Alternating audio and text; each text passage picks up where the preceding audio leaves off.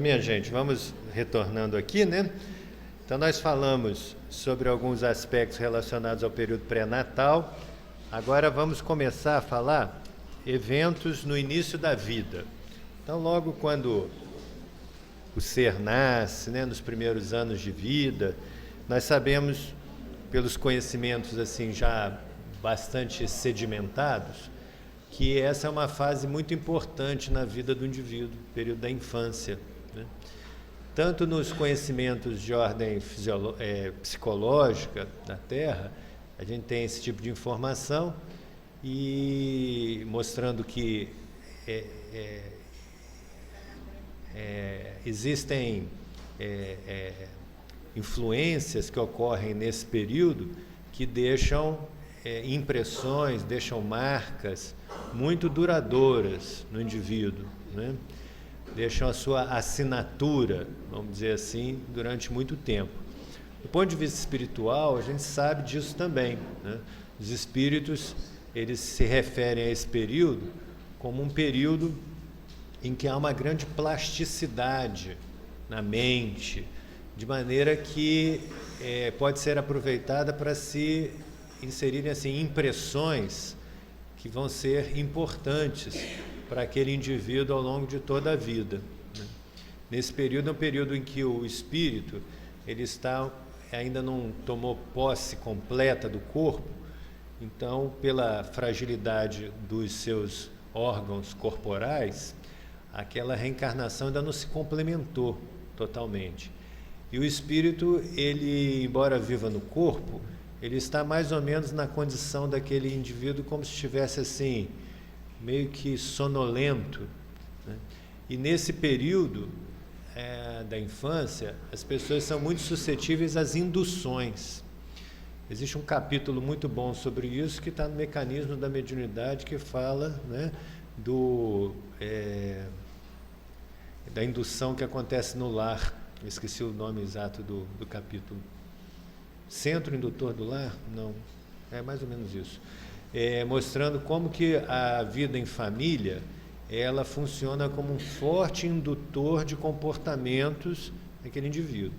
Quando chegar a adolescência, em que a personalidade, o indivíduo assume a sua personalidade, tem acesso àqueles elementos da individualidade que vêm desde outras encarnações e que foram acumulados, ele vai confrontar, né, os ensinamentos que recebeu nessa encarnação, toda a orientação dessa encarnação com a sua personalidade anterior.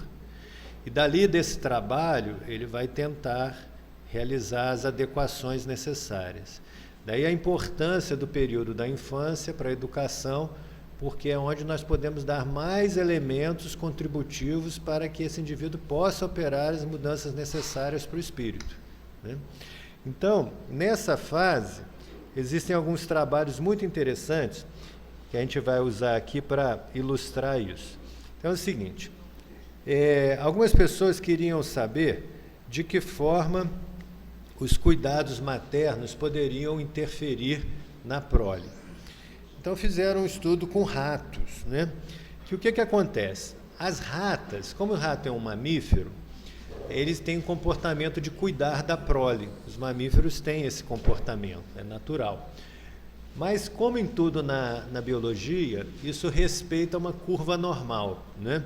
Ou seja, dentro de uma curva normal, nós teríamos 25% dessas ratas que seriam extremamente cuidadosas com a sua prole, uns 50% que são mais ou menos, né? Nem tanto ao mar, nem tanto à terra, e os 25% que são um desastre para cuidar da prole. Então, aquela que está nos 25% que são mais cuidadosos, eles lambem a cria, deita numa posição para facilitar que o ratinho vá acessar as glândulas mamárias, ou seja, ela é toda para o filhote, né? E naqueles 25% que são más cuidadoras, ao contrário, ela não lambe a cria, é indiferente, se incomoda do animal estar procurando para mamar, tenta afastar, ou seja, existe uma certa rejeição. Então, o que esses pesquisadores fizeram? Selecionaram ratas nessa condição, dos 25% que são altamente cuidadoras e 25% que são más cuidadoras, e eliminaram aquelas que eram da faixa intermediária. E foram estudar a prole em relação a isso. E verificaram o seguinte: aquele perfil de metilação que a gente mostrou, eles estudaram nesses ratos, que eram os filhotes. Então foram estudar o perfil de metilação, principalmente de genes que estão relacionados com a questão do controle do estresse. E verificaram o seguinte, que havia uma sensível diferença no perfil de metilação de diversos genes relacionados ao estresse entre aqueles que eram bem cuidados e os que eram mal cuidados, entre os ratos bem cuidados, ratinhos bem cuidados e ratinhos mal cuidados. Então, isso demonstra de alguma forma essa influência. Mas, até então, não se podia afastar uma questão genética, porque poderia dizer o seguinte: não, a mãe ela não é boa cuidadora e diretamente ela transmite algum comportamento também para os filhos só por uma questão genética. Então fizeram a experiência de trocar. Pegavam a mãe, que era má cuidadora, e ela recebia os filhotes da que era boa cuidadora. Pegava a que era boa cuidadora e passava para ela os filhotes da que era má cuidadora. E aí o que acontece? Na verdade, o perfil de metilação nesses ratos é o perfil correspondente àquela que adotou. Ou seja, não é uma questão genética, é a questão do cuidado mesmo. É o cuidado da mãe que, naquele caso, estava sendo estudado e que gerava essa alteração no perfil de metilação. Isso é tão precoce que 1 ou 2 dias já tem a alteração naquele perfil. E esses ratos provavelmente teriam um comportamento de menor tolerância ao estresse, tendo em vista esses tipos de receptores. Por último, fizeram uma última experiência, que é o seguinte: pegavam o animal que já tinha sido exposto a uma determinada situação, aqueles que tinham sido mal tratados, e injetavam uma substância no cérebro, que é uma substância que não dá para fazer isso em ser humano, naturalmente, mas injetaram uma substância que é uma substância que elimina aqueles radicais, aquela metilação, e eles mudavam o padrão também de comportamento. Então, mostrando que realmente a atuação da mãe foi extremamente determinante de expressão de alguns genes se expressarem ou não na prole. Bem, isso acontece em animal. Existem assim já muitos trabalhos sobre isso. Esse aqui é o que deu origem à série, mas tem muitos trabalhos sobre isso, tá?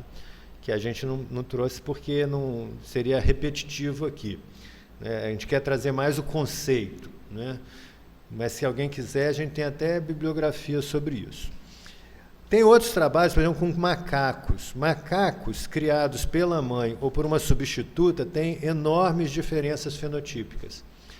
Aquela substituta que é um boneco, né? Isso não funciona. Genotipicamente, o padrão de metilação é completamente diferente da criança do macaco que foi criado pela macaca ou aquele que foi colocado junto a uma boneca que tem uma mamadeira, essas coisas, né? Essa assinatura da mãe pode ser observada em outros órgãos além do cérebro. Não é só no cérebro que há alterações. Outros órgãos também sofrem alterações. Então, a gente vê que talvez isso possa contribuir para uma série de situações, né, de doenças, no caso do ser humano, se isso for verdade para o ser humano. A gente vai ver se isso é verdade ou não daqui a pouco. Esse padrão de metilação nas células imunológicas diferiam significativamente entre os que tiveram e os que não tiveram mãe. Então, principalmente fora do cérebro, principalmente nas células imunológicas é que se encontraram as principais alterações. Também foi onde foi procurado, né? Porque é fácil você pegar do sangue e estudar células relacionadas à defesa ali no sangue. Outros órgãos pode-se estudar perfeitamente, mas talvez seja um pouco mais difícil, né? Então, ter ou não ter mãe fica registrado no DNA das células. Fica uma assinatura ali. E isso é duradouro, viu, gente? Isso, se você estudar o animal depois de um longo tempo, ele continua com aquele perfil de metilação. Então, há um imprinting, há uma assinatura, né? Há uma marca que é colocada ali. Lembrando que no animal, essas leis funcionam com um caráter assim irrevogável, porque não existe a mente, o poder da mente para mudar alguma coisa. No ser humano, sempre a gente vai ter que relativizar isso, né? Mas vamos ver aqui com relação aos seres humanos, né? Nós temos alguma evidência em relação a isso? Então vamos lá. Ainda algumas coisas de animais, né? No macaco rhesus, que é muito parecido com o ser humano, o padrão de metilação difere entre os que tiveram mãe e os que não tiveram desde o dia 2 da vida. No segundo dia de vida já tem alteração. Então é muito rápido isso. Mães macacas, aí isso é interessante. Estudar inclusive o seguinte, tem macacos que têm um perfil assim mais submisso. Tem outros que têm um perfil mais dominador. De acordo com o perfil da mãe, se era uma macaca mais submissa ou mais dominadora, isso também havia características diferentes no perfil de metilação. Então, a hierarquia da mãe dentro daquele grupo social dos macacos tem influência na metilação. Aí, isso quando o pesquisador, essas informações foram trazidas por um pesquisador que é considerado o indivíduo que mais estuda esse assunto no mundo. Ele tem vários outros serviços no mundo que estão ligados numa rede de pesquisa que ele coordena, chamado Moshe Zif. Ele é israelense, mas vive no Canadá. E aí aqui ele faz uma daquelas tiradas tipicamente neodarwinianas, bastante materialistas. Aí ele fala assim, será que a pobreza é hereditária?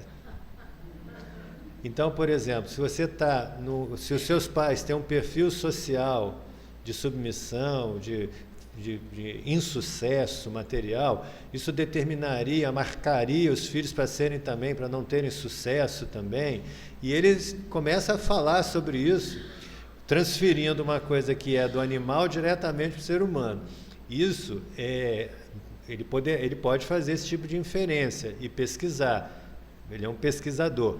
Mas precisa ser feito com muito cuidado, porque o ser humano ele tem uma mente que está num estágio completamente diferente do animal. É como se fosse um outro reino, é o reino hominal. Então, nem tudo funciona assim, né? Oi?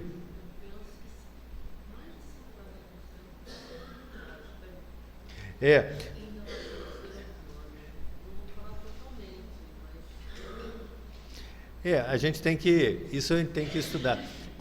Porque para essas pessoas o meio é tudo, né? Então, existe um menosprezo à questão da nossa consciência, como se a nossa consciência fosse... como não há o conhecimento da reencarnação entre esses indivíduos, a impressão que se tem é que tudo começa ali na concepção e dali por diante tudo são essas influências. Nós espíritas sabemos que a gente tem, nesse iceberg, tem uma grande parte dele que está submersa e que a gente não está vendo. Então, isso tem uma influência muito grande. Então, não é que isso não tenha um certo grau de probabilidade de ser verdade. É possível que influencia, porque o meio, se a gente for ver lá de Kardec, aliás, a gente vai trazer aqui as passagens de Kardec que falam sobre isso, ele fala sobre a influência do meio. Existe a influência do meio, lógico, né? Mas talvez não seja da mesma forma como acontece entre os animais, em que isso segue uma determinação. É um fator determinante. Para nós é um fator de risco, vamos dizer assim. Se tornaria um fator de risco e não um fator determinante. Tá?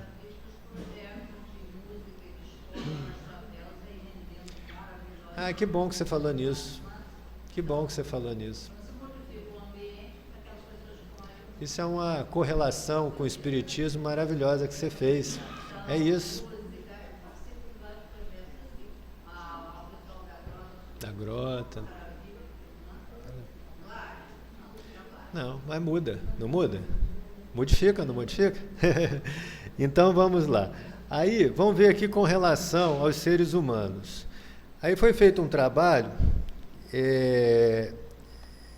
eu acho que é no Canadá também, não tenho certeza, que é o seguinte, pegaram cérebros de pessoas que haviam se suicidado e estudaram o perfil de metilação de alguns genes que estão relacionados com o lidar com estresse. E verificaram que havia um padrão diferente, né, entre esses indivíduos.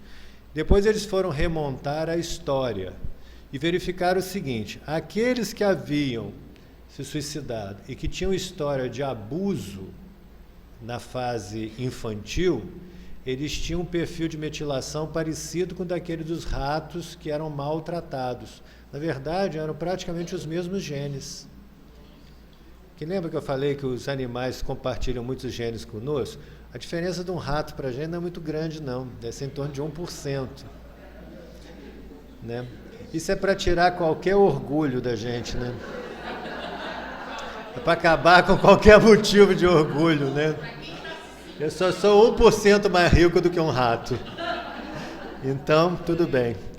Mas então eles estudaram esses genes, em particular, alguns genes que estão relacionados com receptores do cortisol, que é o hormônio do estresse, lá em determinadas áreas do cérebro. E interessante que mesmo entre os que haviam cometido suicídio, havia uma diferença entre os que haviam sofrido abuso na infância e os que não haviam sofrido. E por outro lado, compararam também, então comparando esses dois cérebros, viram que naqueles que não havia a questão do abuso, o perfil de metilação era mais favorável a lidar melhor com o estresse. Então, nesse pedaço em que o pesquisador apresentou isso, né, vocês veem que essa imagem é dele, é o próprio Johannes que foi lá, ele mostra aqui, ó, a família, né, a mãe cuidando, aqui uma criança sofrendo abuso, né? E comparando com o rato, que era mau cuidador e bom cuidadora, né? A rata, né?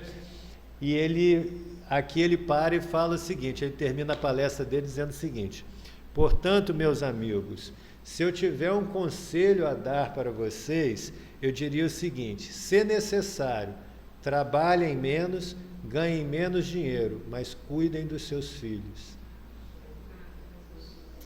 Aí quando você ouve um indivíduo materialista falar isso, a gente tem que entender que estamos à porta da regeneração. Né? Então vejam, é a convergência da informação científica com a informação filosófica, com a informação pela revelação religiosa que o Espiritismo tanto propõe. Né? Então é muito interessante isso. Então isso eu confesso que essas coisas me emocionam. E vamos continuar. Então vamos fazer as nossas correlações, né? Então, pergunta do Livro dos Espíritos, pergunta 644. Kardec pergunta assim: para certos homens, o meio onde se acham colocados não representa a causa primária de muitos vícios e crimes? Olha só que interessante, o Espírito responde: sim. Ou seja, há uma influência do meio, é aquilo que a gente estava conversando. Mas ainda aí há uma prova que o espírito escolheu quando em liberdade. Ele optou por vir naquela situação, por quê? Porque ele precisava daquela prova. Ele escolheu isso quando estava em liberdade, levado pelo desejo de expor-se à tentação para ter o mérito da resistência. Ou seja, ele estava sendo provado naquilo. Então, isso é um fator de risco, é um fator indutor. E aí nós vamos testar se o que a gente aprendemos de fato ou não. Isso acontece conosco, né? Nós vivemos nessa época que nós falamos assim, que existem muitos convites aos comportamentos inadequados. Mas nós estamos vivendo nessa época provavelmente porque nós precisamos ser submetidos a isso para nos testarmos em definitivo. Que a gente não tem muita certeza se a gente é capaz de passar ou não por determinada experiência, estamos sendo expostas a ela. Vamos ver se nós somos ou se nós não somos, né? Então, nós estamos sempre no momento certo. Oi? Porque nunca no mundo houve tanta facilidade, né? A história da abundância é muito recente na humanidade. A gente reclama, por exemplo, aqui no Brasil, nós falamos da pobreza material, e ela existe, claro que existe, mas nunca foi tão bom. Se a gente prestar atenção, nunca foi tão bom. A gente anda numa rua de Nova York e vê um mendigo com iPod, iPhone, aquele iPod, aquelas que eu estou ouvindo música, né? Ver morador de rua obeso. Não é por estresse que engordou, né?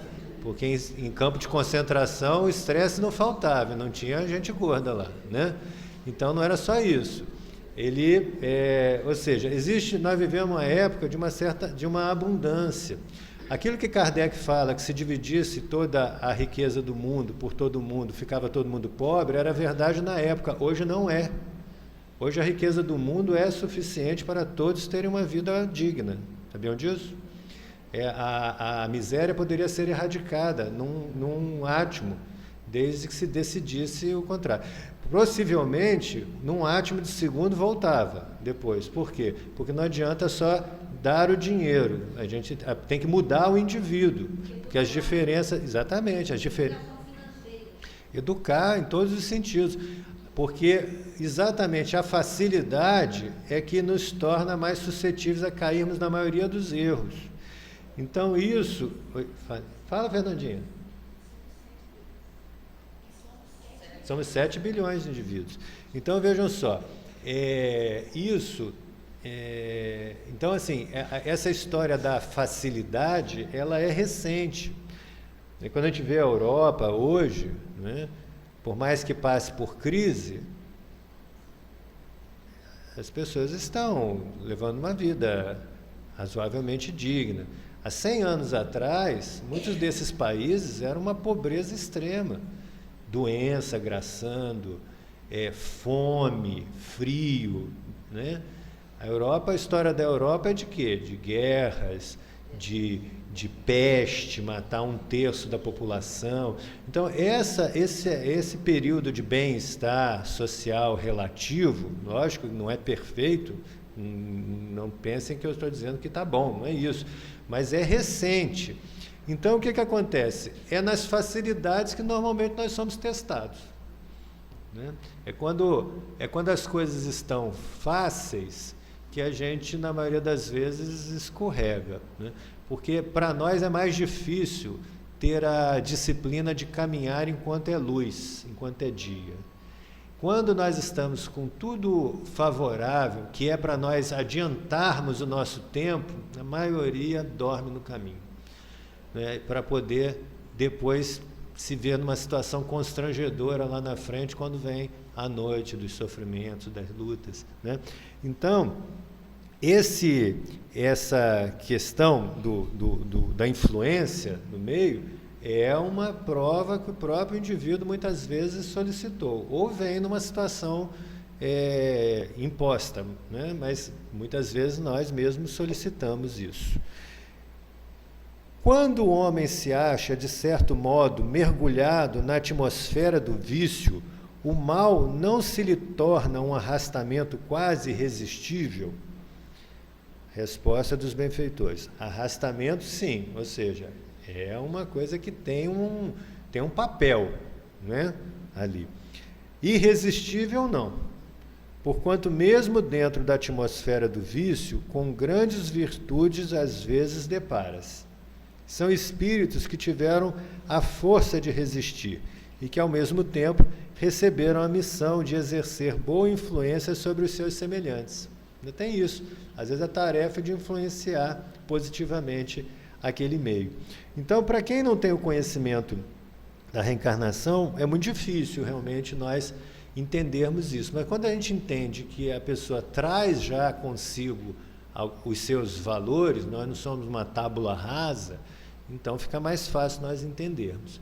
A gente vê, por exemplo, os exemplos da humanidade. Vê um Francisco de Assis, levava uma vida mundana, até que em um certo momento ele acessa o seu conteúdo que estava lá no disco rígido, né?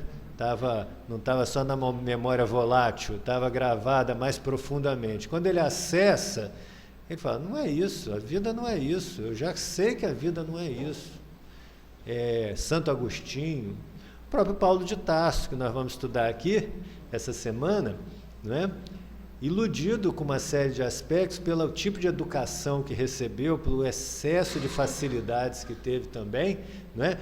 Levava uma vida de alguém que a vida sorria para ele em todos os aspectos, físico, econômico, social. Era um brilhante orador, um homem inteligente, forte, bonito, saudável, com uma presença que todo mundo o admirava, ou seja, era o cara, né? Até que, por força das circunstâncias, ele acessa o que ele já tinha dentro dele, porque se não tivesse, não tinha como fazer mudança nenhuma.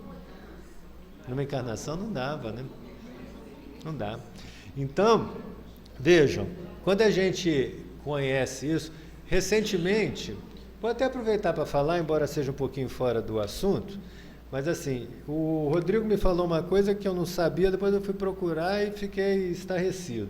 E tem uma moça aqui no Brasil, né, que é uma modelo, que entrou naquela desespero de ficar fazendo cirurgias plásticas para se modificar corporalmente e acabou tendo uma consequência muito grave e quase desencarnou. E ela mudou de vida depois disso, mudou, e outro dia eu fui ver, teve uma matéria sobre isso, aí vem os comentários, né, porque as pessoas leem a matéria. Eu não sei porque que as pessoas perdem tempo de fazer isso, mas tudo bem. Vão lá e fazem comentários sobre a matéria. Interessante, né? Em mais de 100 comentários, não teve um defendendo a moça. Todos falando que era hipocrisia, que aquilo era mais uma forma de ganhar dinheiro. E fora as ofensas as mais graves possíveis. Aí a gente fica pensando, né? Quer dizer, as pessoas, muitas, enquanto a pessoa está no equívoco, empurram mais para o poço. Quando a pessoa tenta sair do poço, tentam jogar para dentro do poço novamente. Que comportamento infeliz. Então, eu fico pensando, as pessoas não acreditam na capacidade de modificação do outro. Por quê? Porque não entendem que a pessoa traz dentro de si recursos. Essa moça provavelmente estava equivocada, mas tem recursos dentro de si. E na igreja evangélica isso foi sacado do seu interior, né? Então, lá ela encontrou essa renovação. Eu lembro também do exemplo da Darlene Glória, né? A moça que participou de filmes de qualidade muito ruim e que depois se tornou religiosa, passou pela mesma situação, as pessoas não acreditavam na sua modificação, né? Então... Oi?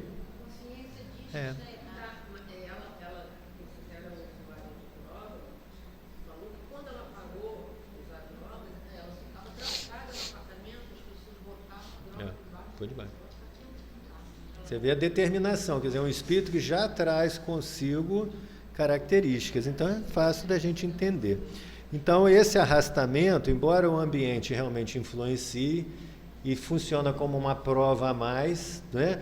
Às vezes até impresso no próprio corpo, com uma tolerância menor a determinados fatores estressores, etc., é mais uma prova para aquele indivíduo, torna a sua dificuldade maior naquela prova, mas não impede que o indivíduo suplante aquilo, né?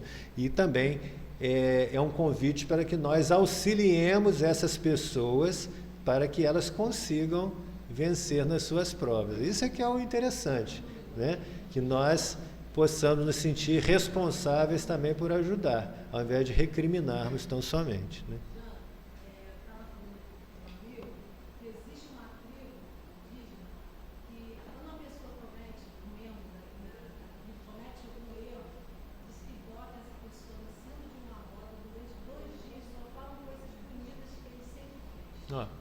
Viu que coisa interessante? Vocês ouviram da tribo indígena? A tribo, quando alguém comete um equívoco, ele é colocado no centro da tribo e as pessoas falam coisas boas para ele, não coisas ruins. Mas para dar um estímulo positivo. Para poder recuperar o indivíduo, né? Eu vi isso também num presídio que tem, não me lembro qual é o país, mas para indivíduos que se envolveram em atos terroristas. O presídio é um presídio realmente de reeducação, eles estão ali presos, mas ninguém foge, porque eles se recuperaram ali e receberam orientação de todo tipo, em particular do ponto de vista moral. E eles adoram o lugar onde eles vivem, eles agradecem por terem sido retirados daquela vida que eles estavam se encaminhando para talvez se tornarem um suicida, etc. Então, muito interessante, são experiências bem-sucedidas, né? Mas a gente lembra que precisaram ser retirados pela força policial, vamos dizer, e lá depois eles se convenceram de que isso tinha sido útil para eles, né? Então, vamos falar sobre a questão aqui dos gêmeos, né? Os gêmeos estudos com gêmeos são muito interessantes, porque eles têm o mesmo genótipo, né? Gêmeos idênticos. Eles são idênticos do ponto de vista genético. E será que do ponto de vista lá da epigenética, que são aquelas metilações, essas coisas são iguais? Aí eles podem ser diferentes. É por isso que a gente vê que são gêmeos idênticos, mas a gente consegue distinguir, né? Um tem uma personalidade, outro tem outra, né? Oi. Mas existe esse dado que falam, que eu não sei quando é do mesmo óvulo e quando é gêmeo gerado em óvulo diferente? Tem. É plurivitelino. É isso. Quando é do mesmo óvulo, gera um ovo, né? Aí ele divide em dois, ou seja, é a mesma carga genética que tem num, tem no outro. Daqui surge um ser, daqui surge outro. Ou pode acontecer que foram dois óvulos fecundados. Aí são dois seres, aí vale como se fossem irmãos, né? São gêmeos, porque nasceram ao mesmo tempo, foram gerados ao mesmo tempo, mas são como irmãos que não fossem gêmeos. A carga genética aí não é a mesma. Assim é melhor. Oi? É? Assim é melhor. Bem. Bem. O plurivitelino, se um pega a doença, o outro está sujeito também a pegar. Que eles são muito parecidos, né? A suscetibilidade é muito parecida, né? Mas assim, Bem. eles podem ter diferença, assim, ser inato? Pois é, isso tem sido estudado. Tem algumas coisas que muito rapidamente se estabelecem de diferença, sabia? Que não é muito demorado, não. Mas esses estudos com gêmeos são interessantes por causa do seguinte, gêmeos monozigóticos, é isso, viu, dona Germana? Aqueles que nasceram do mesmo óvulo, possuem o mesmo genoma, né? O perfil epigenético, o que é o perfil epigenético? É aquele perfil daquelas metilações e outros processos que interferem ali, no início da vida é indistinguível. Pegou nos primeiros dias, é indistinguível, estão idênticos. Mas esses gêmeos monozigóticos idosos apresentam diferença no perfil de metilação muito significativa. Então, você pega já gêmeos idosos e estuda, eles são bem diferentes do ponto de vista da metilação, o que mostra que ao longo da vida um foi tomando um caminho, outro foi tomando outro, né? Só que essa epigenética dos gêmeos pode mudar com ou sem influência ambiental. Isso aqui é interessante, que tem já trabalho mostrando o seguinte, que são dois gêmeos idênticos, um foi criado num estado, outro foi criado no outro, um por uma família, outro pelo outro. Aí as diferenças são muito grandes no perfil epigenético. Mas aqueles que, passaram tudo direitinho, vestiram a roupa igualzinha, o boné igualzinho, estudaram na mesma escola, tiveram os mesmos professores, tiveram o mesmo pai e a mãe, namoraram as mesmas namoradas, fazendo de conta que era a mesma pessoa, aquela coisa toda, entre eles também tem. E aí? Oi? Não, isso não?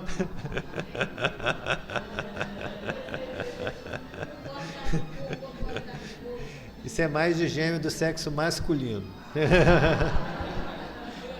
Sempre prega essa peça. Oi? Não é? Essa história é célebre. Então, veja, provavelmente tem questões da vida individual, cerebração de cada um, da mente de cada um, que também vai interferindo. Isso é tão real que existem, por exemplo, doenças que são doenças de cunho genético e que a concordância entre os gêmeos não é de 100%. Por exemplo, enxaqueca. Enxaqueca é assim, irmãos que não são gêmeos idênticos, né? Gêmeos não idênticos, né? Dizigóticos. Eles têm uma chance de ter, se um tem enxaqueca, a chance do outro ter é a mesma que um outro irmão que não é gêmeo tem de ter. Se os dois são gêmeos idênticos, a chance de um ter e o outro ter é muito maior, mas não é 100%. Se fosse uma determinação absoluta genética, os dois teriam que ter. Então tem outras coisas que interferem nisso, né? Então, o que interfere nisso é o comportamento. Com certeza. É isso que é a grande conclusão que está se chegando, é isso. É isso. Porque o que acontece? A ideia que existe, cristalizada na mente das pessoas, é que nós somos o fruto da nossa genética. E que nós somos determinados por isso. Com o tempo, foi se vendo o seguinte, as experiências, elas modificam principalmente o sistema nervoso. As experiências modificam estruturalmente o sistema nervoso, modificam fisicamente. Então, o indivíduo que passa por certas experiências, eu hoje não sou o mesmo que eu era ontem, porque a experiência me modificou. Só que antes achava-se que essa experiência alterava um pouquinho o efeito dos genes. Hoje sabe-se que provavelmente é o contrário. O efeito da experiência, o que a experiência é capaz de modificar o ser humano, talvez seja mais do que o gene é capaz de determinar nesse indivíduo. A história está se invertendo. Isso tem muito a ver com o comportamento do indivíduo, com a educação, com o que é impresso nele de sugestões, com o que ele experimenta no seu comportamento. Então, isso aí a gente pode tirar ilações como, por exemplo, deixar a educação no sistema laissez-faire, sem intervenção, você não provoca modificação naquilo que o indivíduo traz, ele vai repetir a sua história. Se a gente colabora para ter modificações com a educação, a chance do indivíduo ter avanços é maior.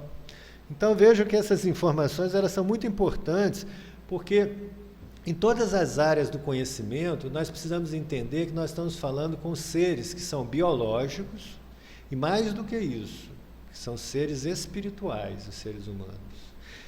A própria definição de saúde para a Organização Mundial de Saúde, hoje, é de que saúde é o perfeito estado de bem-estar físico, social, psicológico e espiritual. Só que nós entendemos o seguinte, o físico, o social, não é? O ambiente, as questões psicológicas, são instrumentos para o espírito. Então, nós somos seres espirituais. A nossa saúde, essencialmente, é uma função espiritual, que vai se manifestar no social, no físico, no psicológico. Então, um dia a gente vai inverter isso ainda, como se o espiritual fosse a consequência do restante. É uma via de mão dupla. Nós temos influências físicas, sociais, né? Mas nós também influenciamos o físico, o social, nós como seres. E o nosso poder para isso é imenso. Nós não usamos, mas ele é imenso. Nós modificamos o ambiente que nós estamos, né? Modificamos o nosso próprio corpo. É essa que é a mensagem que eu acho que a gente precisa tirar disso daí. Então, um outro aspecto muito interessante é esse daqui, olha, que também está na ordem do dia. Tá? Então, vamos lá. Quem lembra, né, do pré-vestibular, do segundo grau pré-vestibular, do lamarckismo, lembra o seguinte, Lamarck e Darwin viveram mais ou menos na mesma época. Eles não sabiam que existiam genes, sabiam disso? Não havia sido demonstrado ainda isso, né? E cada um deles teve uma teoria sobre a evolução das espécies. A teoria do Lamarck é o seguinte: de tanto a girafa esticar o pescoço, ela gerou girafinhas com o pescoço mais comprido. Por quê?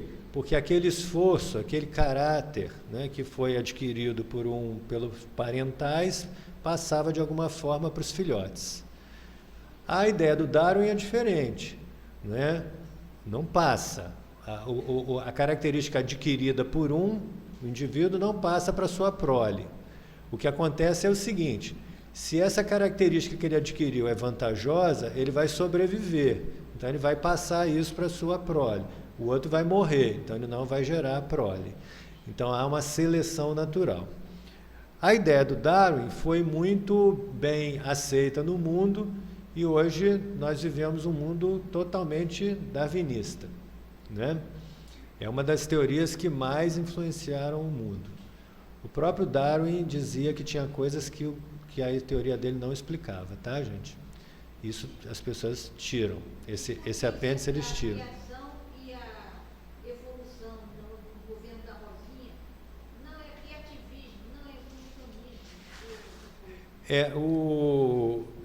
E também isso é outra questão. Com relação ao Lamarck, ele ficou no esquecimento como se fosse, coitado, como se ele fosse uma pessoa ingênua, um tolinho, alguma coisa assim. São dois gênios que nós tivemos na humanidade, né?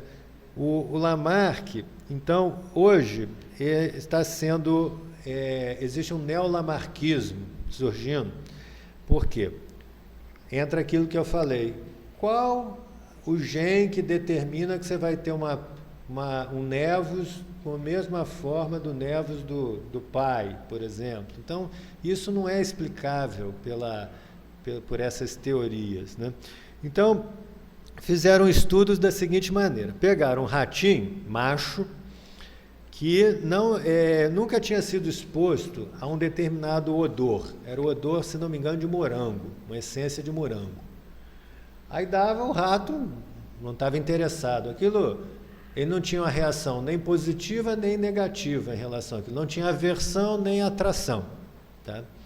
Só que aí eles fizeram a perversidade lá com o rato. Cada vez que apresentava aquele cheiro, dava um choque nele.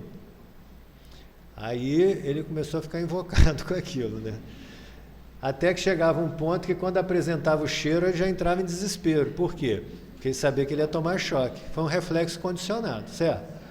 Aí pegaram esse ratinho, que foi condicionado assim, cruzaram com uma fêmea que não tinha sido exposta a nada disso. E pegaram a prole. Na prole, quando dava o estímulo do cheiro, o rato tinha aversão ao cheiro. A aversão adquirida pelo pai passou de alguma forma pelo parental, passou para a prole. Então aqui tem alguma coisa acontecendo.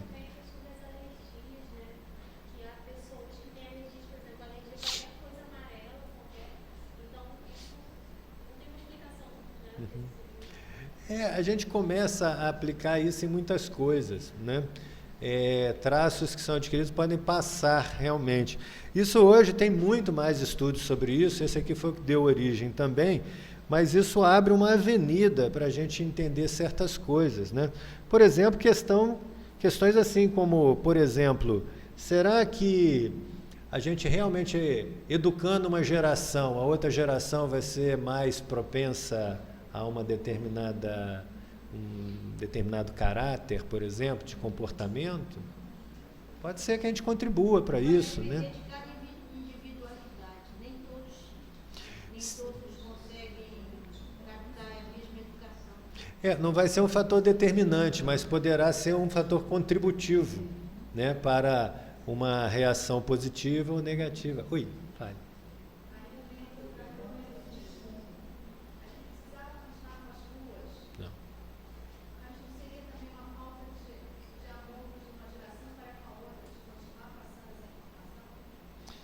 Passar a informação.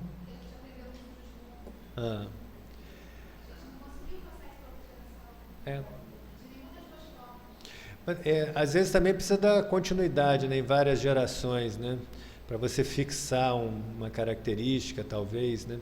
Mas assim, são elucubrações que é bom a gente sair pensando, não é para a gente ter a resposta agora, não. É muito cedo para a gente ter as respostas. E aqui eu gosto de fazer esse exercício, né?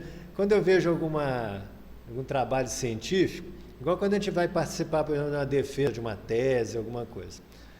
Às vezes a gente fica fixado naquela informação. Às vezes aquilo é o menos importante. O mais interessante são as avenidas que se abrem para outras pesquisas que precisam ser feitas, para a gente ampliar.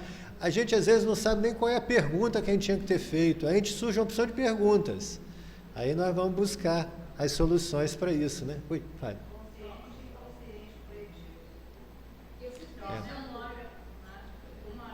É o patrimônio, né, coletivo daquela. Oi? Não, nesse estudo não. Ainda não. Isso é um assunto que eu tenho começado a estudar, mas eu sou fraco nisso. A respeito de uma característica, que a infância atual tem uma preocupação muito grande com o meio ambiente. Eu acredito que, em função da idade aqui presente, essa aquisição foi muito recente. A campanha do não foi da nossa infância, da nossa adolescência. Mas a criança de hoje tem uma preocupação que, na nossa idade, não havíamos. Entender o meio ambiente, a relação que a humanidade tem com o planeta em que vivemos, uma coisa bem recente. Essa preocupação foi adquirida, estamos aí por a gente, na nossa idade. Para quem é mais novo, essa campanha do Sugismundo, não é do Sigismundo, o Sugismundo era um desenho, tinha uma propagandinha chamada, tinha uma musiquinha assim, povo desenvolvido, né? Povo desenvolvido é povo limpo, povo desenvolvido é povo livre. É povo limpo. E aparecia o Sugismundo na praia. Ele comia as cascas de banana, jogava, aí daqui a pouco ele mesmo escorregava na casca de banana e se dava mal. Ele andava, tinha uns piolinhos piolando assim na cabeça, ele era todo sujinho e sujava as coisas, né? Então, com isso, fazia a campanha por nós não sujarmos o ambiente. Isso veio numa época, que foi na época do governo de exceção, do governo militar. Época que nas escolas nós tínhamos uma matéria chamada Moral e Cívica, que, quando acabou o período militar, era igual aquelas frases ufanistas, Brasil, ame ou deixo. Então isso veio no bojo de uma série de ações que, quando acabou o governo militar, a reação das pessoas a isso foi muito grande. Então, acabaram com coisas que foram ruins e acabaram com coisas que eram boas. Sempre há um desequilíbrio, né? Um excesso. Então, essas campanhas por comportamentos, isso é muito positivo, nós precisávamos ter, né? Mas isso ficou uma coisa démodé, querer conformar o povo, né? Mas existem coisas que são muito úteis, né? Hoje, por exemplo, a luta que é para a gente evitar a proliferação do mosquito Aedes aegypti é pela falta de educação. Não tem justificativa para isso. Não podemos deixar a água parada, mas não é meio das pessoas se conscientizarem disso. Então, vejam, nós perdemos esse hábito de criar conscientização. A disciplina de moral e cívica, às vezes, era mal utilizada. Pessoas faziam doutrinação de algum tipo de ideal, né, de governo, etc. Mas eu tive aulas de moral e cívica espetaculares. Aprendi coisas que eu trago até hoje comigo e foram coisas que eu só fui ver novamente no centro espírita. E lá não se falava em religião nesse momento.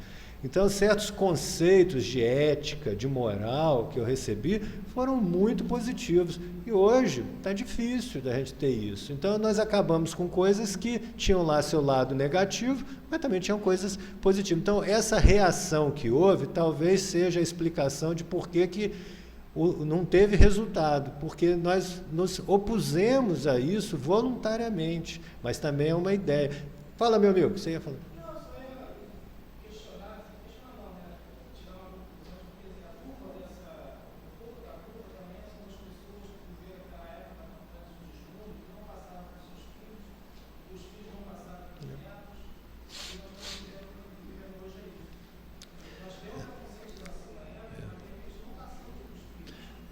Nós vivemos uma época, assim, isso é uma autoanálise que nós precisamos fazer, que a nossa geração, né, a geração da que eu participo, não foi muito feliz com relação à orientação dos filhos. Muitos não estão sendo. Por quê?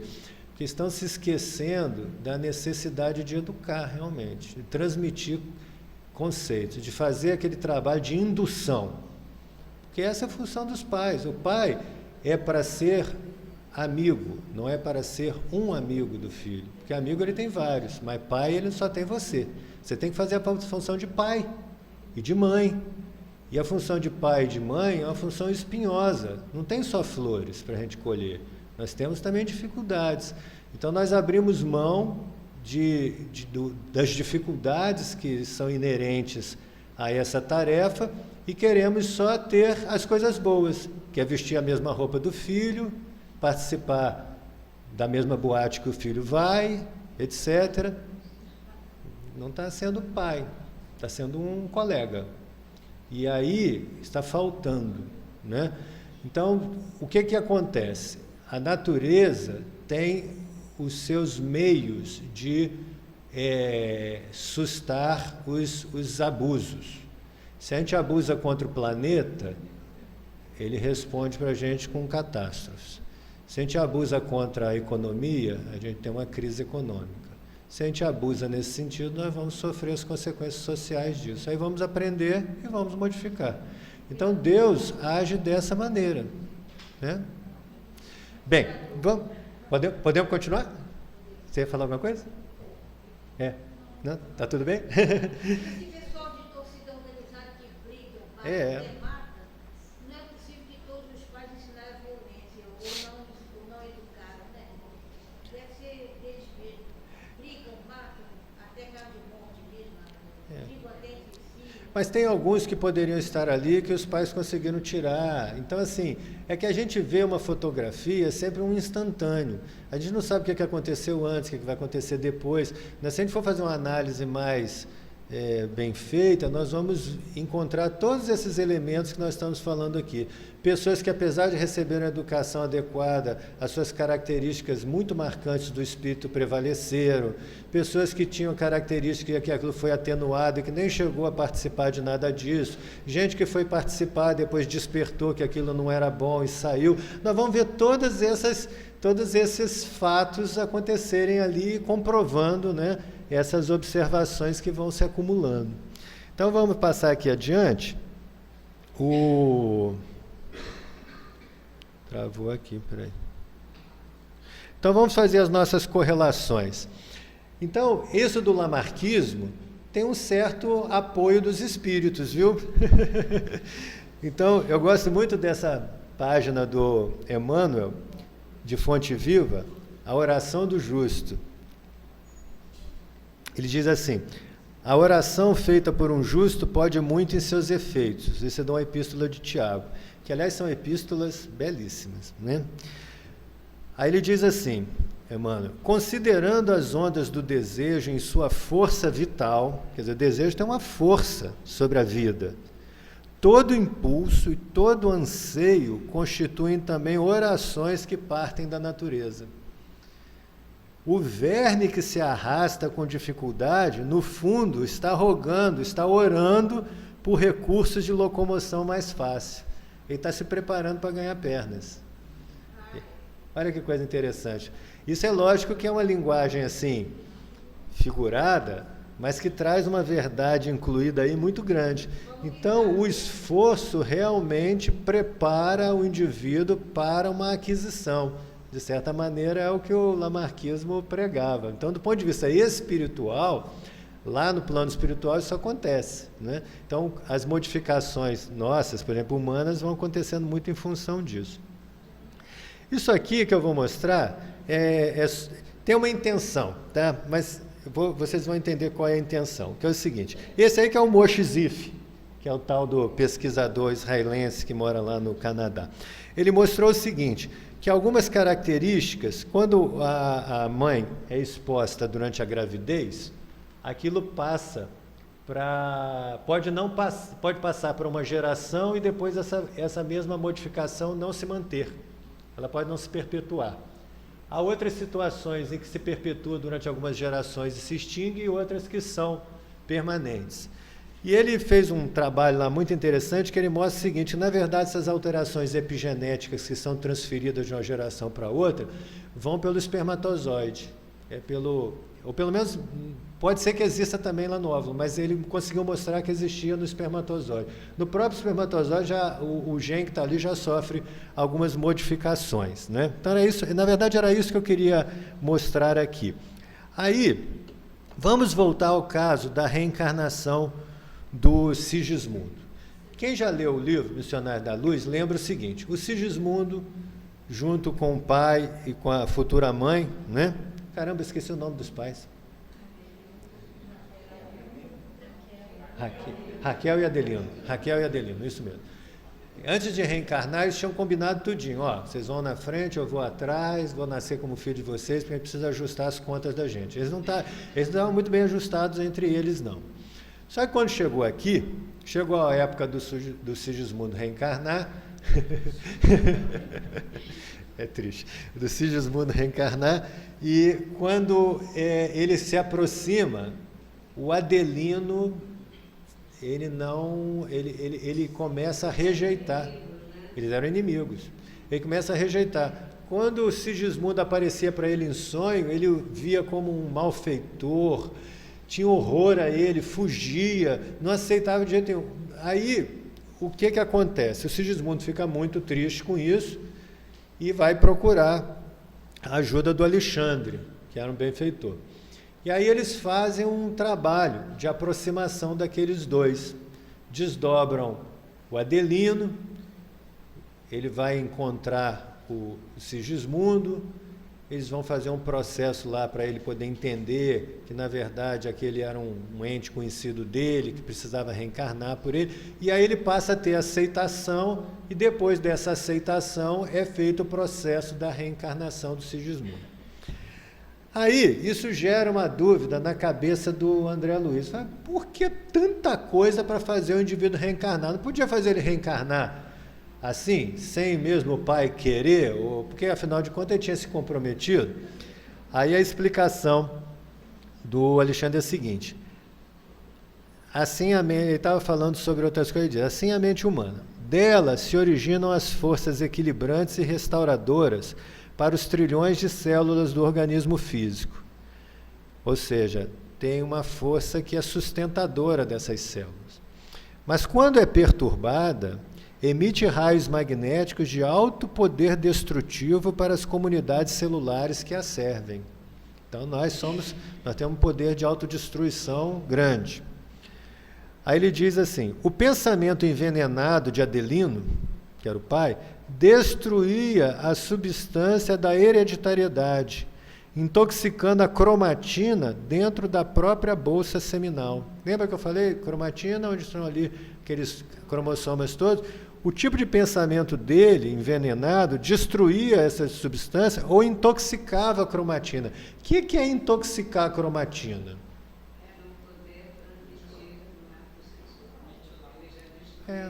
Mas como é que ele intoxicava aquilo ali? Na ciência, a gente não conhece isso. Provavelmente está falando o seguinte: acabava determinando fatores ali epigenéticos naqueles genes que não favoreceriam as necessidades daquele que reencarnaria, atrapalharia isso, então tornava impossível o trabalho.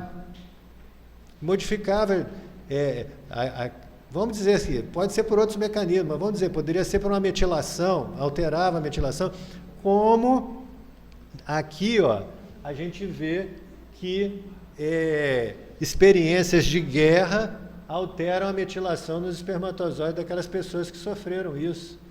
Então, o Adelino bombardeando com a mente aquelas células tornava complicado o processo de reencarnação. O que eles fizeram? Então, ele diz assim, olha, ele poderia atender aos apelos da natureza entregando-se à união sexual, mas não atingiria os objetivos sagrados da criação. Porque pelas disposições lamentáveis de sua vida íntima, estava aniquilando as células criadoras ao nascerem, os espermatozoides, e quando não as aniquilasse por completo, intoxicava os genes do caráter. Genes relacionados a aspectos de personalidade, dificultando-nos a ação. Olha que fantástico. A gente, sem essas informações novas, a gente tinha como entender o que o Espírito estava falando aqui? Eu ainda não tinha entendido. Eu lia isso, eu não sabia como é que era esse negócio de intoxicar a cromatina, intoxicar os genes do caráter. Agora eu já entendi. Tem alguma coisa que vai lá e atrapalha a expressão daquele gene, né?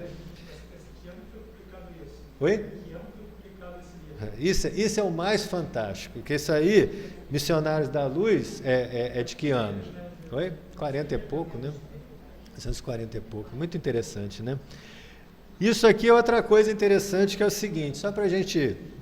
Estamos terminando, né? Só para lembrar o seguinte, nós sabemos que antes de termos o homem como nós aqui somos hoje, né? Que eu já nem sei mais como é que a gente chama, porque dão tanto nome para essa fase que a gente está, mas nós somos homens sapiens, né? Alguma coisa assim. E nós convivemos, essa espécie que nós pertencemos, conviveu com uma outra espécie de hominídeo também, que era um homem de Neandertal. Isso é até falado pelo Emmanuel no A Caminho da Luz, ele explica isso lá, a gente vai ver. Aí o que fizeram? Pegaram os genes desses neandertais, porque tem alguns restos, né, deles, de osso, tudo que deu para extrair os genes, e fizeram a comparação do genótipo deles com o nosso.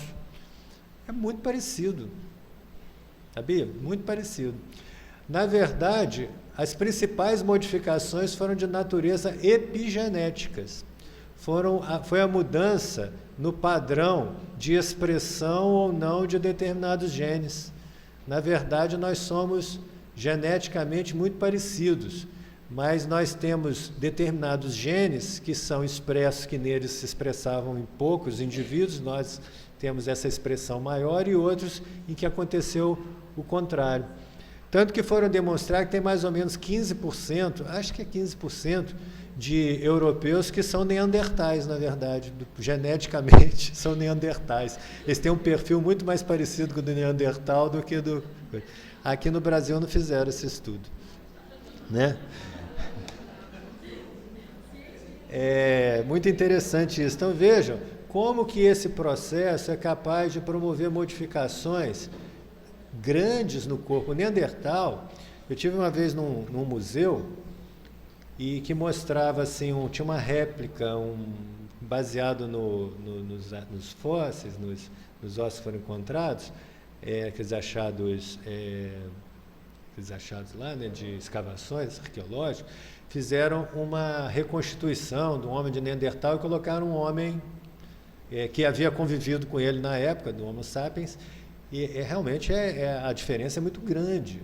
Né? É como se hoje a gente pegasse uma pessoa assim, muito estranha. Né? Aí tinha lá o dente do indivíduo. Agora está na moda, né, a tal da dieta paleolítica. Eu espero que a gente, para comer aquilo, tenha que ter os dentes do Neandertal.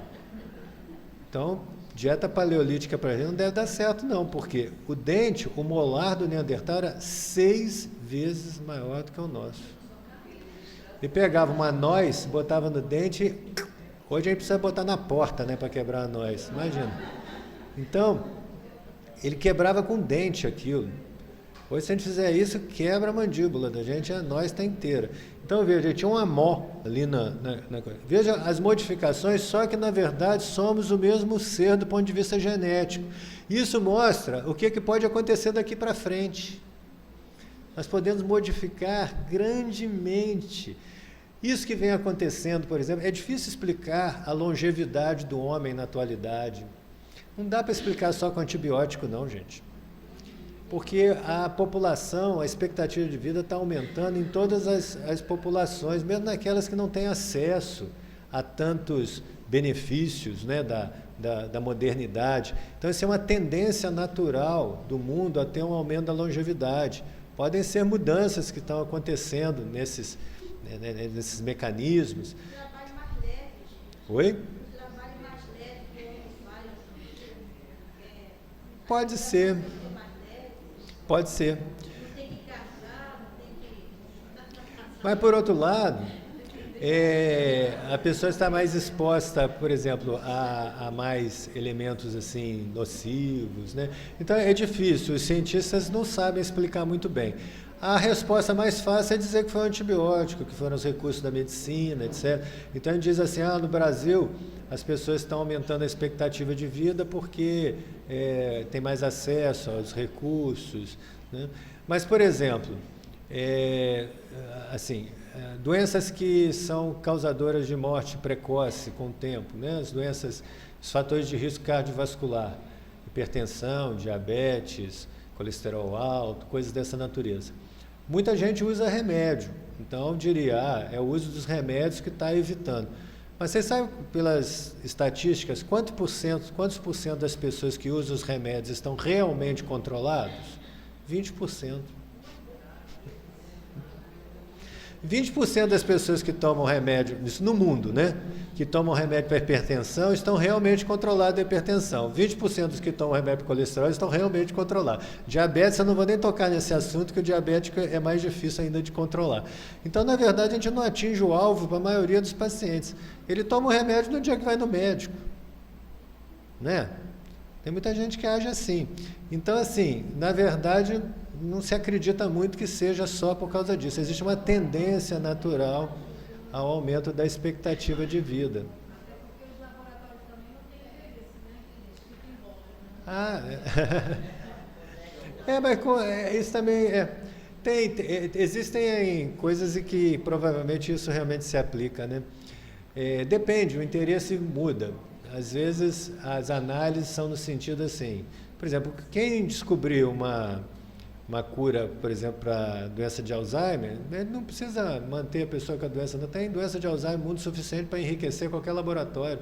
Então a gente não precisa evitar, né? Não precisa manter a doença só por causa disso. Mas em alguns outros momentos é possível que esse raciocínio infeliz seja o móvel, né? Vai.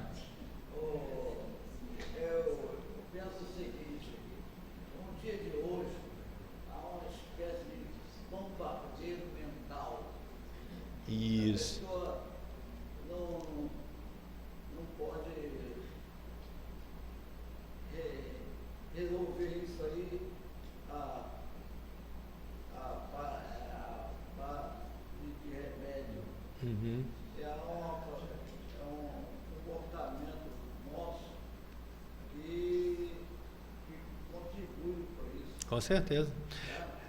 No último dia, que a gente vai falar sobre a questão da obsessão, auto-obsessão, nós vamos falar sobre essa questão de preocupações excessivas, essa coisa das informações e tudo. A gente vai ver que isso tem uma influência muito grande. Como é seu nome? Paulo. Fala aí, Paulo. Essa questão do envelhecimento, eu tenho visto algumas reportagens na televisão, que acho que a maioria das pessoas que chegam a certa idade não fumaram, não beberam, sempre se alimentaram bem, muitos não tomavam remédio, sempre se tratavam com ervas. Isso também tem muito a ver, né? Tem. Leva uma vida natural, uma vida saudável, dormindo pelo menos uma quantidade de horas que leva a dormir. E a maioria deles não vive no centro urbano, vive em zonas rurais, onde tem uma alimentação bem melhor do que a nossa. Provavelmente isso aí tem um fator muito grande. Mas exatamente por conta disso que eu vinha falando, aquilo que eu tinha falado, porque esses são estudos que são feitos em populações urbanas. Então, o sujeito na população urbana ele não está submetido a esses benefícios, vamos dizer, que você está falando. Então, a ideia é que seja pelos medicamentos. Não é nem pelos medicamentos, nem pelos benefícios de quem tem na área rural. E mesmo assim, a expectativa de vida vem aumentando. Então, qual a explicação para isso? Existem algumas discussões em relação a isso. Existe uma tendência ao aumento da expectativa de vida no mundo.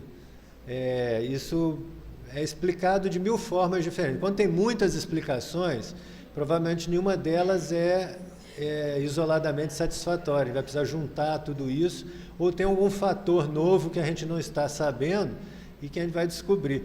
Provavelmente nós estamos sendo preparados mesmo, né? Pelo corpo está sofrendo modificações. Nos planetas mais desenvolvidos, a expectativa de vida é muito maior, né? Se nós pudermos dar crédito a certas comunicações que existiram na época de Kardec, que falava sobre a vida em outros planetas, né? A expectativa de vida em Júpiter é de 500 anos dos nossos, né? Então, aqui ia ser muito complicado. Se a gente, imagina na Idade Média viver 100 anos. Era um castigo, né? Hoje não, hoje já é legal, né? Hoje já está ficando mais bacana. Pois é. E aí fica, como é que vai ficar? O pessoal de baixo, como é que vai apresentar todo mundo? Não dá. Aí vamos lá, vamos mais uma coisinha aqui. Então, olha só, aqui o Emmanuel diz em A Caminho da Luz o seguinte, ó. Como foi a fixação das características raciais do ser humano como é hoje, né? Ele diz, ó, com o auxílio desses espíritos degredados, espíritos que vieram de outros planetas, mas que eram intelectualmente mais desenvolvidos, naquelas eras remotíssimas, as falanges do Cristo operavam ainda as últimas experiências sobre os fluidos renovadores da vida, aperfeiçoando os caracteres biológicos das raças humanas. Ou seja, com fazer esses espíritos que eram mais desenvolvidos nascerem entre esses que tinham corpos mais atrasados, o próprio espírito foi impondo as modificações nesse corpo. Então, nós vamos ver isso também. À medida que o processo de renovação da humanidade vai acontecendo, em que os mansos herdarão a terra, né? Então alguns vão seguindo para outras regiões. Por outro lado, nós passamos a ser um destino mais agradável, né?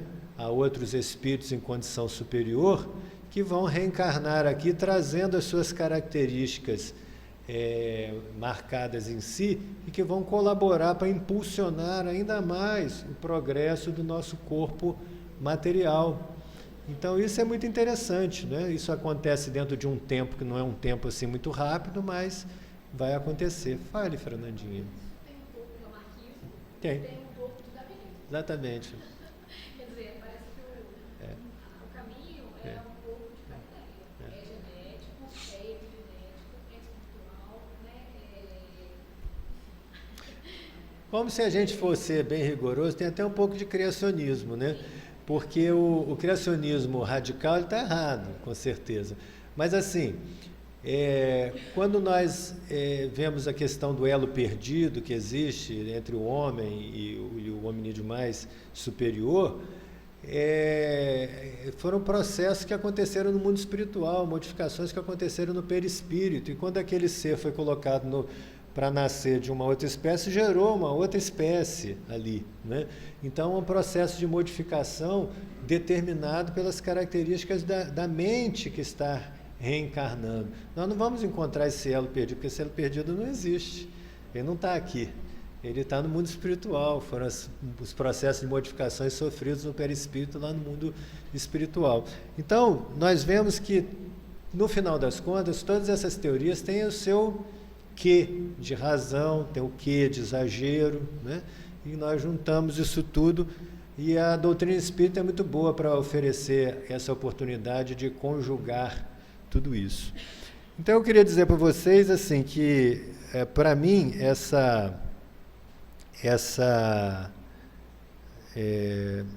essas informações novas, elas soam como realmente assim uma grande esperança, né?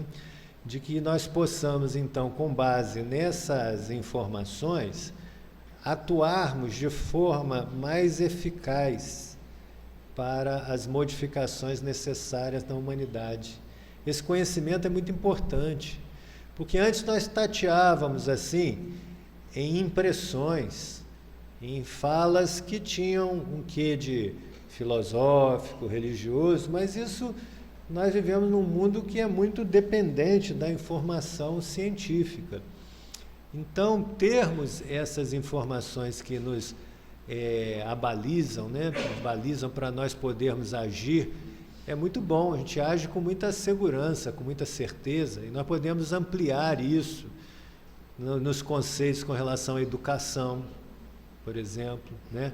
Evangelização, a questão do estresse, que é, com certeza, talvez o fator mais importante na humanidade para gerar enfermidade, né? A gente vê, por exemplo, doenças como a doença de Alzheimer, por exemplo, existem poucos os fatores de risco que são muito bem estabelecidos. Um deles é o estresse.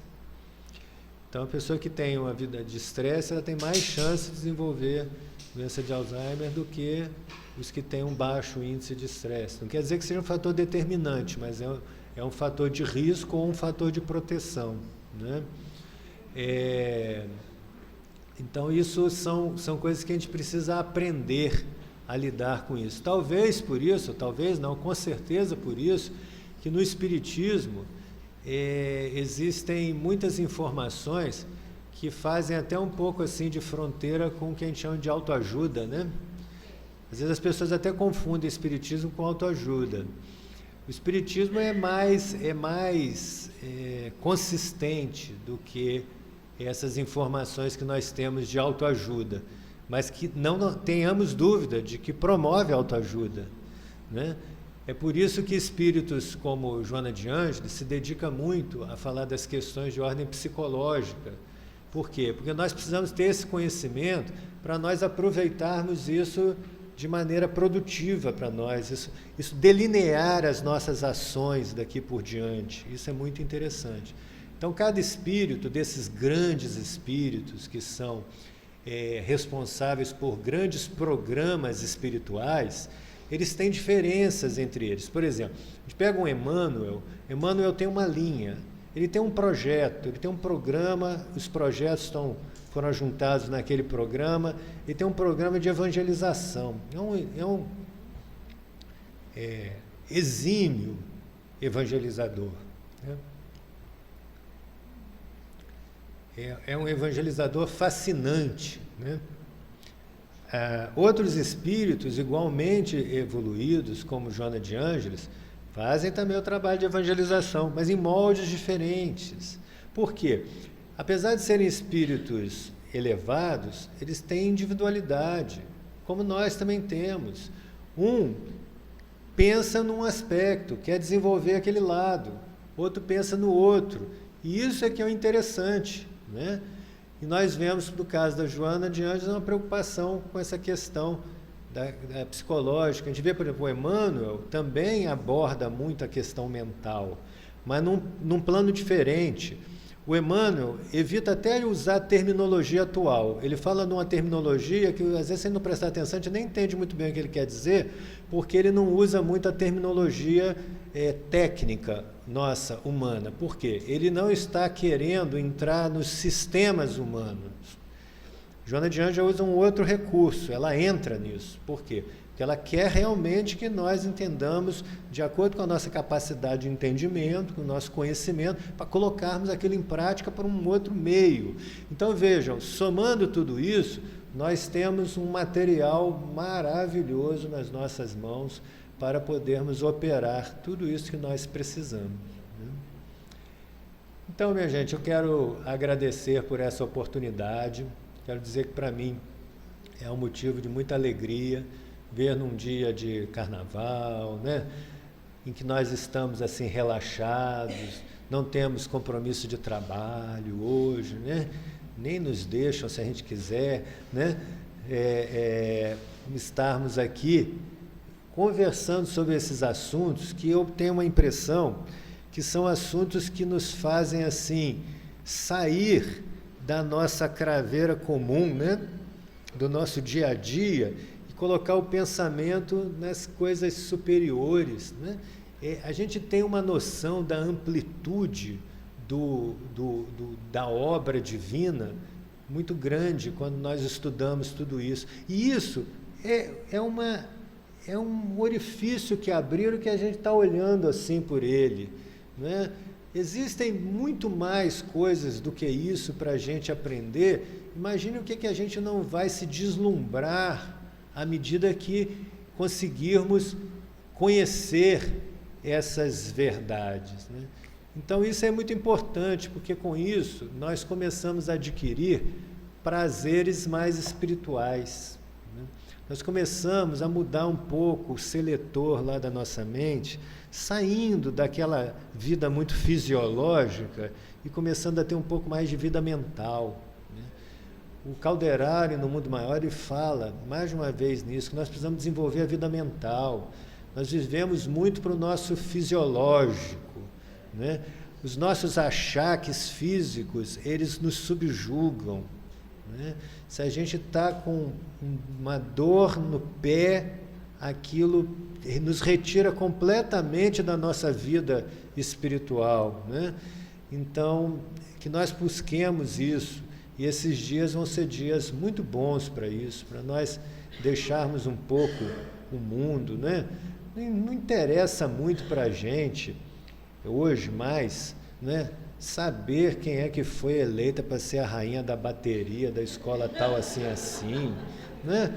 Isso não modifica nada a vida da gente. Saber qual foi o ator que desfilou na escola tal, que apareceu em tal situação, né? E nós ficamos, muitas vezes, nos alimentando desse lixo. É um lixo, não é um lixo. Assim como a gente come junk food, né? Que é aquela comida que não é comida, que é uma porção de tinta, de esponja, de uma porção de coisa que não serve para nada, né? E hoje nós sabemos que isso nos envenena e nós temos muita orientação no sentido de buscar nos alimentarmos com o que de fato é alimento. Quanto mais, se a gente faz isso para o corpo, quanto mais nós precisamos fazer isso com relação à nossa mente. E não nos alimentarmos de criações mentais que são inúteis, infelizes, não é? O excesso de informações pavorosas que vem, todo dia uma notícia de um golpe novo, de uma tragédia nova, que eu não precisava saber daquilo, aquilo não me modifica espiritualmente, saber ou não saber não muda nada na minha vida, e aí a gente fica se alimentando daquilo. Então, essa é uma oportunidade muito boa, nós fazermos uma desintoxicação alimentar, mental, né, nesses dias. Então, a gente faz aquele retiro de verdade, né, a gente se retira disso que não tem utilidade. E isso, garanto que nós vamos retornar muito melhores depois desses dias. Agradeço a todos, vamos partir para o nosso encerramento, não é isso? Vamos então agradecer a Deus, nosso Pai, a Jesus, aos nossos queridos amigos espirituais, que tão gentilmente se fazem presentes, que nos envolvem nos seus fluidos cariciosos, nos intuem, torcem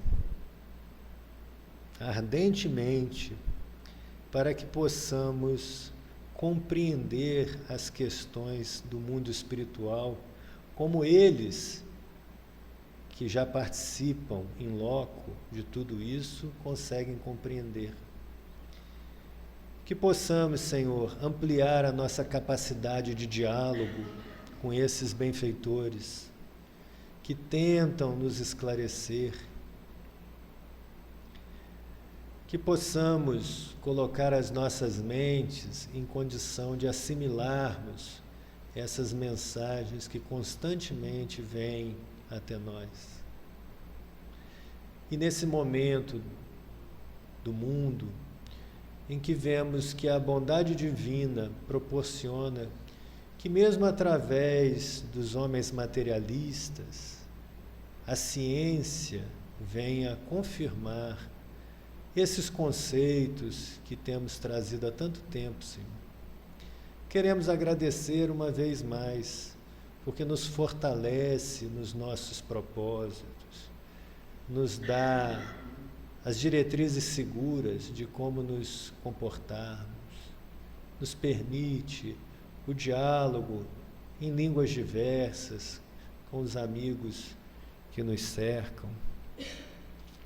Pedimos, Senhor, para que ao sairmos daqui possamos levar conosco essas vibrações delicadas, que nós, encarnados e desencarnados que aqui nos encontramos, possamos absorver essas bênçãos que descem sobre nós. E que cada um, assimilando de conformidade com as suas condições, esses benefícios, que possamos nos iluminar intimamente, refletir esse benefício, exteriorizá-lo, e que assim, com a junção dos nossos pensamentos, que a nossa casa espírita, a nossa UMEM, possa brilhar nesse momento, no meio da escuridão que caracteriza um ambiente fluídico do nosso planeta, em particular nessa época.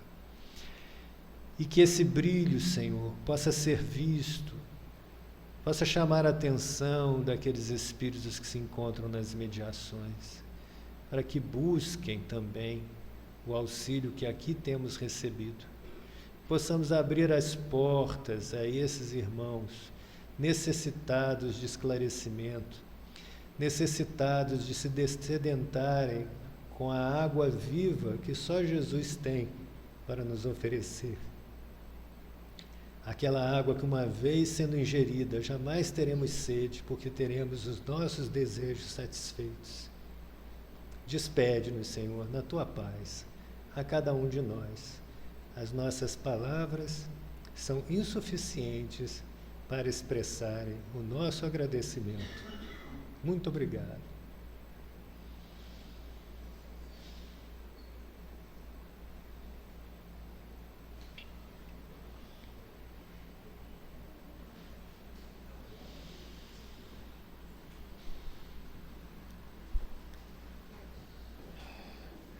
Então, amanhã temos a continuidade com o estudo do livro Paulo Estevão, né? Então, Paulo Estevão, essa obra-prima da Lavra Mediúnica de Chico Xavier, vai ser estudado em alguns aspectos, porque Paulo Estevão dá para estudar durante muitos e muitos estudos, né? Dá para fazer um ano de estudos seguidos sobre ele. Vamos todos, então, retornemos todos com Deus para os nossos lares.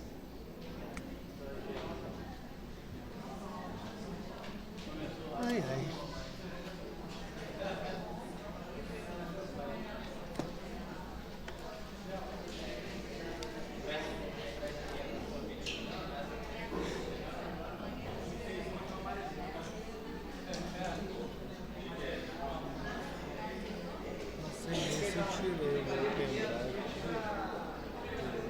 Oi, beleza.